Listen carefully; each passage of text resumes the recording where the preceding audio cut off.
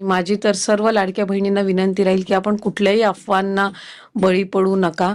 कुठेही आम्ही कुठल्याही लाभार्थ्याच्या खात्यातून परत काही लाभ घेतलेला नाहीये, रिफंड केलेला नाहीये. राज्याचे मुख्यमंत्री असतील फडणवीस साहेब, उपमुख्यमंत्री शिंदे साहेब असतील किंवा 2 दिवसापूर्वी अजितदादांनी सुद्धा प्रसार माध्यमांच्या सोबत संवाद साधत असताना माहिती दिली की आम्ही कोणाचेही पैसे त्यांच्या खात्यातून परत घेतलेले नाहीयेत.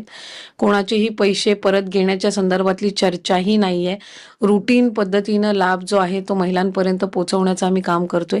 काही वर्तमानपत्रांनी 30 लाख, 35 लाख, 40 लाख, 60 लाख, उद्या म्हणतील 1 कोटी लाख, 35 लाख, 40 लाख, 60 लाख, उद्या म्हणतील 1 कोटी, अशा पद्धतीचे जे काही तिथे जी माहिती देण्यात येत आहे ती अक्षरशः चुकीची आहे. आम्ही रूटीन पद्धतीनं महिलांचा लाभ आहे त्यांच्यापर्यंत पोहोचत आहे. साधारणपणे आम्ही या संदर्भामध्ये सुद्धा वारंवार माहिती दिलेली आहे. व्हॉलंटरीली काही महिला आहेत ज्या रोज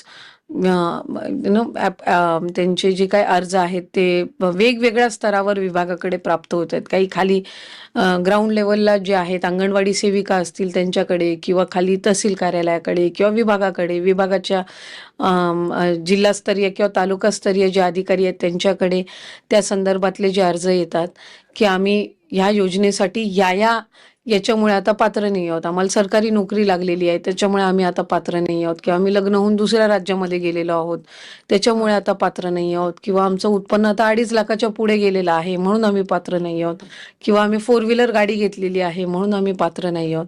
अशा पद्धतीनं रोजच्या घडीला, आणि ही आजची काही नवीन गोष्ट नाहीये, ऑगस्ट महिन्यामध्ये सुद्धा आम्हाला त्या पद्धतीनं येत होते, ऑक्टोबर महिन्यामध्ये सुद्धा आलेले आहेत. व्हॉलंटरीली ज्या महिला आहेत त्या येत आहेत समोर. आणि जे आम्ही GR आहे त्याच्यामध्ये कुठल्याही पद्धतीचा बदल हा करण्यात आलेला नाहीये. आणि बदल एकतर जे काही निकष आहेत हे जे जुलै महिन्यामध्ये जो आम्ही GR काढला होता, ऑगस्ट महिन्यामध्ये जे आम्ही त्या ठिकाणी सर्क्युलर किंवा शासन निर्णय जो निर्गमित केला होता त्यानुसारच आम्ही जी संपूर्ण पडताळणी आहे किंवा जी काही जे व्हॉलंटरीली पुढे येत आहेत त्या संदर्भातली पण कारवाई सुरू आहे. आम्ही